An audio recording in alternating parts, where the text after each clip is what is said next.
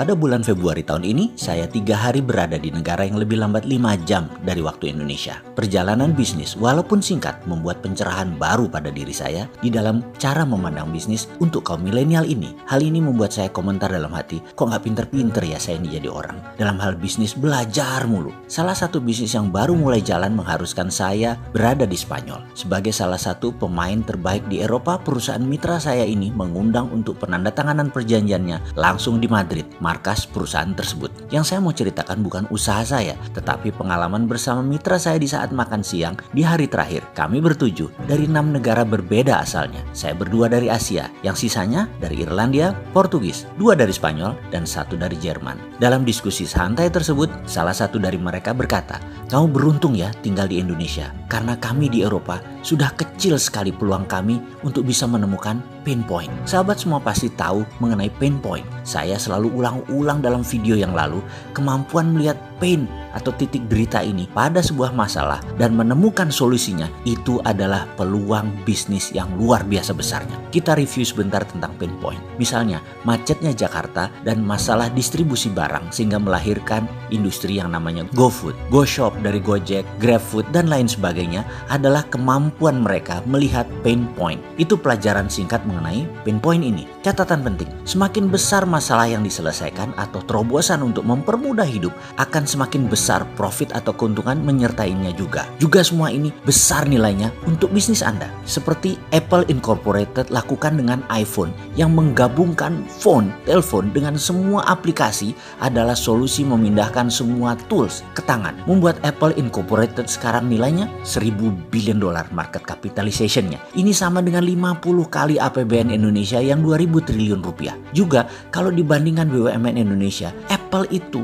nilainya 100 kali lebih besar dari BUMN. Ya sudahlah, itu lesson learn bagi pengelola BUMN yang sering netek, minta nenen ke APBN sampai 150 triliun lagi sekarang. Sekali lagi, jangan mentang-mentang deh Anda ada APBN, Anda menjadi tidak survive begitu sih berbisnisnya. Lu tuh nggak ada apa-apanya, sudah nggak terlalu produktif BUMN-nya, masih netek lagi sama pembayar pajak. Lalu hebatnya di mana? Bener deh, ada lebih dari 500 perusahaan di dunia ini yang asetnya serta kapitalisasinya lebih besar dari seluruh nilai BUMN kalau digabungkan. Dan mereka nggak minta APBN negaranya. Ngaca ya dalam mengelola BUMN, hati-hati ke depannya. Rencana Anda harus benar-benar supaya jangan diledekin kayak gini. Jadi saat ini kita sudah paham kan tentang pain point secara sekilas. Nah, di Eropa kata mereka, kita mau buat apa lagi? Semua sudah ada. Mulai dari yang besar seperti IKEA sampai yang kecil buat jeans dilukis. Semua orang seakan-akan do something dalam tanda petik. Sudah nggak ada pain point lagi yang bisa diselesaikan. Semua pain sudah hilang. Kami terus mencari dan mencari. Terus mencoba semua orang berpindah negara satu negara Eropa lainnya. Dan generasi muda sekarang paling-paling bekerja jadi pegawai saja maksimum bisanya. Bayangkan, sampai nano niche sudah ada pemainnya. Apa itu nano niche? Misalnya mereka menganalisa di dunia ini ternyata setiap 10.000 orang ada 1 orang yang kalau berdiri di depan umum atau berbicara di banyak orang, lebih dari 2 orang saja tangannya berkeringat. Kejadian ini tentunya membuat tidak nyaman dirinya dan orang di depannya. Lalu pain point itu menjadi peluang bisnis. Diciptakanlah comfort ball yang dibuat dari bahan kain penyerap keringat yang sangat lembut dan wangi, sehingga mereka yang memiliki masalah tangan berkeringat tadi bisa menjadi nyaman dengan memegang comfort ball tadi. Itulah nano niche. Bayangkan, 1 orang dari 10.000 saja yang memerlukannya, tetapi pain point tetap peluang besar dan ini disolve, ini diselesaikan solusinya. Lalu setiap orang mulai mencari-cari nano niche lainnya dan dibuatkan problem solvernya, sehingga kami dipaksa terus-menerus menciptakan sesuatu yang makin kecil pasarnya, atau kami hanya bisa jadi pegawai biasa saja. Semua pasar itu ada pemainnya, semua sisi ada yang memenuhi kebutuhannya. Sungguh menjadi pegawai semua menjadi rutinitas dan jadi pegawai tidak menyenangkan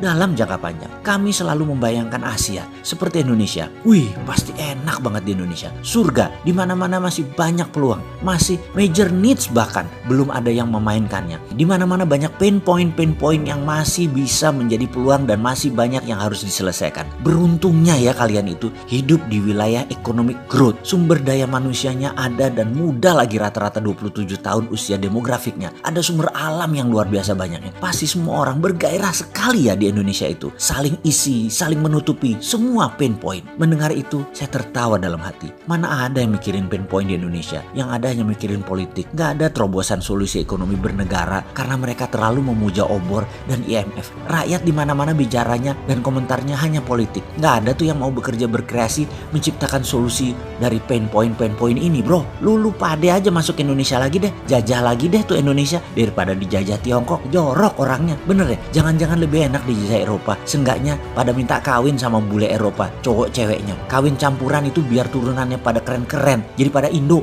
Asli saya cynical banget komentar dalam hati tersebut. Karena kok di Indonesia nggak ngelihat apa yang mereka lihat ya. Sebel gua. Apalagi pejabatnya. Semua cipta anak bangsa ini pasti nggak lancar jalannya. Ada izin INA itu yang nggak jelas. Di mana sih berjuangnya kalian untuk rakyat? Kalian di atas tuh rebutan APBN doang bisanya. Jamput tenan kon.